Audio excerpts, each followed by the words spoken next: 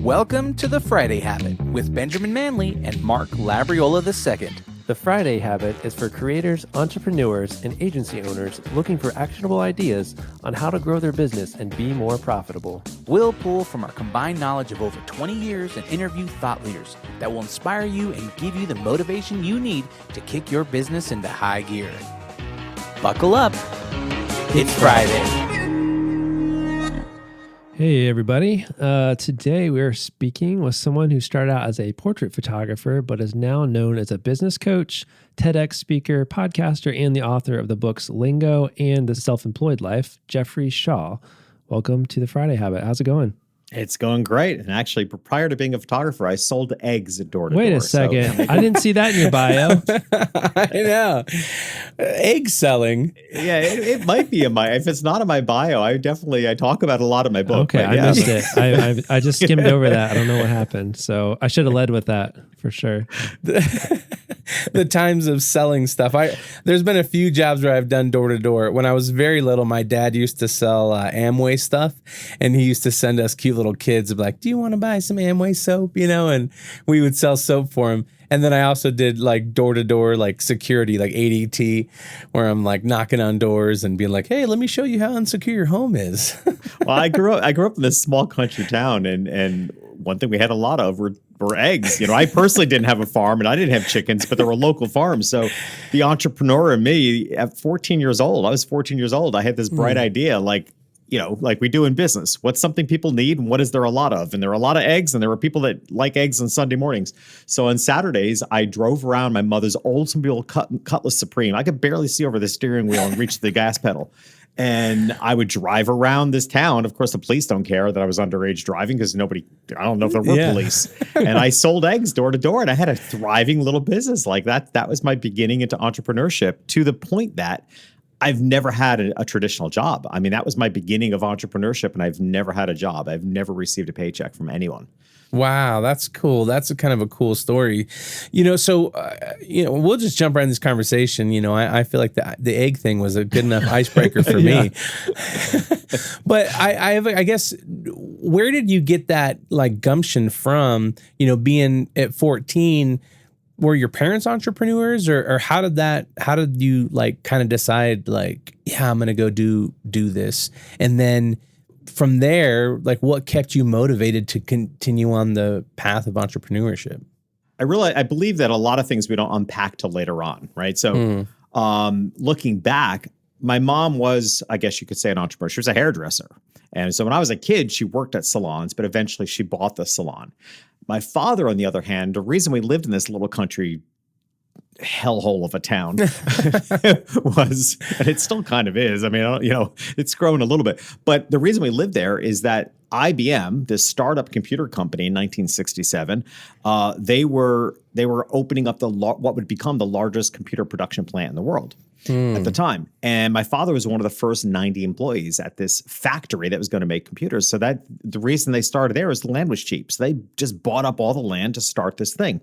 So my father, I would say, was kind of just an unhappy corporate guy. Mm-hmm. So I guess in looking back, I did have that mix of my mother, who seemed to be thinking entrepreneurially, and my father, who was unhappy in a corporate job. I didn't realize at the time, but I have to say that the biggest driving force for me to enter into entrepreneurship is I actually thought I was, and I'm being honest, I thought I was pathetic and unemployable.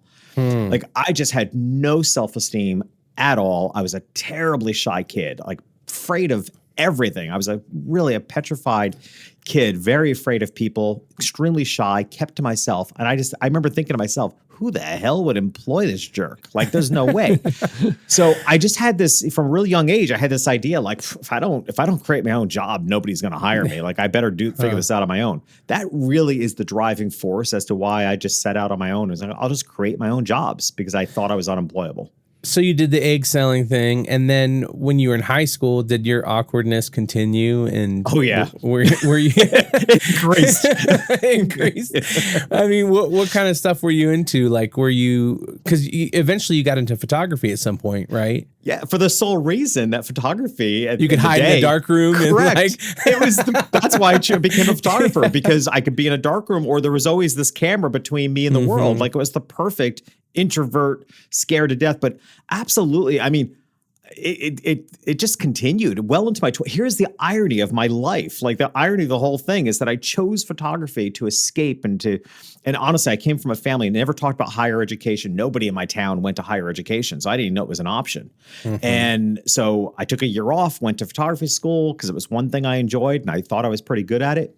The irony is that I was so good at it that I ended up getting all this attention. So for the very reason that I chose photography, I ended up getting awards and scholarships. And then the student body of the photography school voted me to be the student representative and speak at graduation. And I'm like, well, crap, this didn't work out as planned. But there you go. I mean, so it was, that just, I think constantly, and this is something I say in my book, that I truly believe the real reason we become self-employed is to become bolder versions of ourselves. For me, it has been the number one tool of personal growth. Mm-hmm. It has always pushed me outside of my comfort zone. As I say in the book, hell, I don't think I even had a comfort zone. Like I wasn't comfortable anywhere. But what an incredible vehicle. It's like personal growth on steroids, because you're just out there. And by my early 20s, I at least learned, was I ever comfortable? I don't know, but I at least learned to leverage what I was good at and felt like I was gaining some control of my life through self-employment by carving out my own path. Mm. And so at what point did you feel like you had a business? If you went to photography school, you kind of did that. And then I'm assuming, because I think a lot of creatives, I know for myself, I kind of started off, I was a musician for a long time and I picked up a camera in 2006, 2007. And thankfully for me, I didn't have to deal with a dark room and I didn't know much about it, but I knew if I turned these buttons a certain way, I could dial it into what looked good to my eye.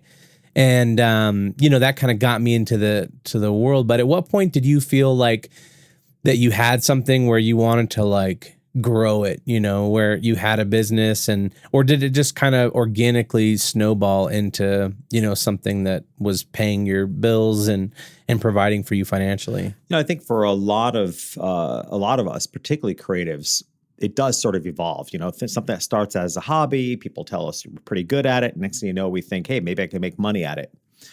But when I really felt like it was a business was 3 years into having graduated from photography school, opening a photography business with a legitimate storefront, and 3 years of really struggling. And I can't really say that I felt legit. Did I have a business? Yes. Did I file a tax return, sales tax? I had all the legitimate stuff that made you feel like a business, but I didn't feel like I was really in business because I hadn't clicked with the people I was meant to serve. What I did is when I got out of photography school, I always had this idea as a portrait photographer that what I produced was valuable. What I was produced was worth handing down from generation to generation. The problem is I went back to a poor town to try to sell that shit. And people that are worrying about whether they can pay their mortgage or not are not thinking about buying photographs to hand down from generation to generation. Right. So 3 years in, I realized that I had to fundamentally make a change. And here's a choice I think a lot of us face. I could either change who I was authentically to meet the market, which meant decreasing my prices, becoming high volume, or as I fundamentally believe in business, there's an audience of people out there waiting for me to show up. I just have to figure out who they are and show up. And what I realized is that who I was meant to be for were very affluent families, having nothing to do with their money because I was a poor kid. I couldn't define what a lot of money even meant. But what I realized was the values that they held were very similar to my own. I had always been a long-term thinker. I'm a guy that had life insurance by the time I was 19 years old. I became a photographer because I liked the idea of handing things down. And I realized people with money have the ability to plan for the future. Therefore, that made them prime candidates to buy photographs. The problem was I knew nothing about rich people, but I said it. I basically figured I had 3 months to decide whether this was a viable business or I was going to have to get a job. So I gave myself the challenge for 3 months to unpack the psychographics of wealthy people. So I went to high-end brands and I studied not the brands, but the behavior of the people and what tripped their mind. That's actually the entire basis of my first book, Lingo, was understanding the lingo of the audience that you want to reach. Mm-hmm. and diving in deep to understand their emotional triggers. What does their world look like? Like, what's familiar to them in their world? What was familiar to me was going to Kmart, right? What was familiar to them was going to, Bergdorf Goodman in New York City. I had to understand what was familiar to them. And I set a very definite deadline. I was going to give myself 3 months to unpack this, rebrand. When I did, and within 1 year, I quadrupled my business. That's when I realized I had a real business, because when it really came down to, my business was not legitimate until I had an audience that wanted what I had to offer. And I found that audience. And honestly, I almost, looking back, I almost can't believe how easy it was. Yeah. Once I hit that point and clicked, like I was shortly thereafter making more money than I really knew what to do with in my late 20s, and I say that only because I screwed it up and I spent way too much. But it almost came too easy. So what was that like then? So you were successful, you were getting a lot of clients and stuff like that. And then how long did you do that? And what eventually kind of made you feel like, hey, I want to change? Like, if it was successful, like, what made you decide you wanted to switch it up? Yeah, well, that's the ultimate question. If it was successful, why would you give it up? I get asked that all the time. Yeah. And there are days I wonder too. Yeah, sure. So how long did you do that? So I still do. I mean, I'm 37 nice. years. I would actually say, I always say I'm 37 years into business. That's not including from age 14 to 20, right? Selling eggs. But I went into business. I got out of photography school when I was 20. So I've been 37 years. I do very little photography today. These days, I'll do maybe 6 shoots. Just for clients. I'm sure that it's just, it's like relationships you've built over the years that, like, certain ones. One of my clients flew me to Hawaii this year. Like, I'm not going to say no. Okay, fine. But I would say, it was 25 years of that's all I did. All right. So for 25 years, that's all I did. About 12, 13 years ago, I just had this strong inkling that there was more to me than how I was showing up in the world. And again, that's why this whole self-employment is a journey of personal development. I had succeeded so much further than I ever could have imagined. And at 25 years in, I was like, I want more of myself. I think the world wants more of me. And I didn't know what that was, except I think it had something to do with speaking about what I knew. I felt like I knew a lot about business at that point.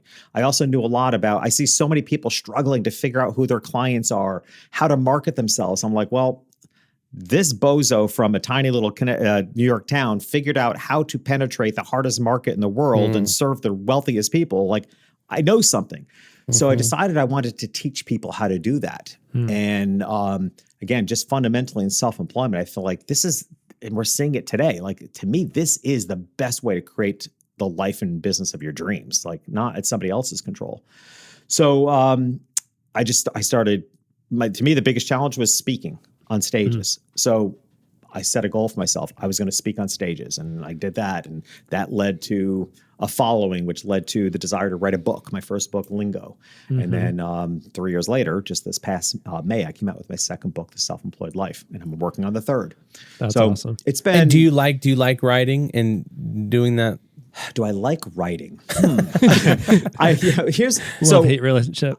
Kind of, yeah. Because what I love is I love the audience. I love the connection. I love the readers, like passionately love the readers. And I have, as a result of my last book, The Self-Employed Life, once it was out there, I could feel a demand for more. So I created the Self-Employed Business Institute, which is now like pretty much my entire life. We do 2 cohorts a year, 5 months of training and coaching.